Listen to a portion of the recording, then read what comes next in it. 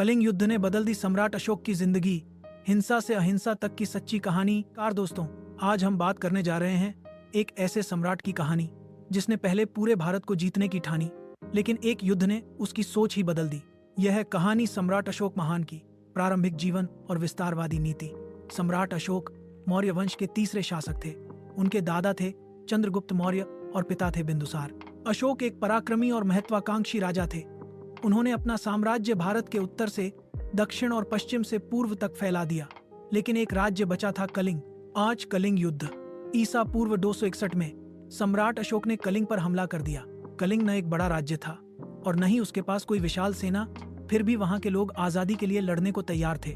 इस युद्ध में लगभग 1 लाख से ज्यादा लोग मारे गए, नदियां खून से भर गईं, गांव जल गए, लाशों के ढेर लग गए। युद्ध अशोक का पछतावा। जब युद्ध समाप्त हुआ, अशोक युद्ध भूमि में गए। वहां का दृश्य देखकर वो हिल गए। उन्होंने देखा बच्चे रो रहे थे, स्त्रियां अपने परिवार को खोज रही थीं, सैनिकों के शव बिखरे पड़े थे।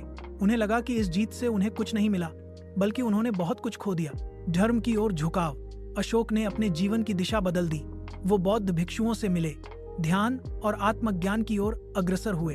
उन्होंने घोषणा की, अब मैं धम्म, नीति, करुणा और अहिंसा के रास्ते पर चलूंगा।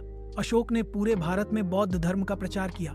अशोक स्तंभ, लौह शिलालेख और बौद्ध विहारों का निर्माण करवाया।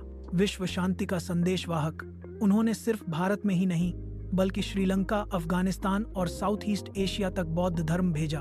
उनके बेटे महेंद्र और बेटी संघमित्रा को श्रीलंका भेजा गया, जहां उन्होंने बौद्ध धर्म फैलाया। अशोक की विरासत। आज भी अशोक चक्र हमारे तिरंगे में है, जो उनके धम्म और शांति के प्रतीक हैं। अशोक का जीवन हमें सिखाता है कि एक राजा सिर्फ तलवार से नहीं, बल्कि करुणा से भी महान बन सकता है। अगर आपको सम्राट अशोक की ये प्रेरणादायक कहानी पसंद आई हो, तो इस वीडियो को लाइक करें, शेयर करें और हमारे चैनल को सब्सक्राइब करना ना भूलें। धन्यवाद।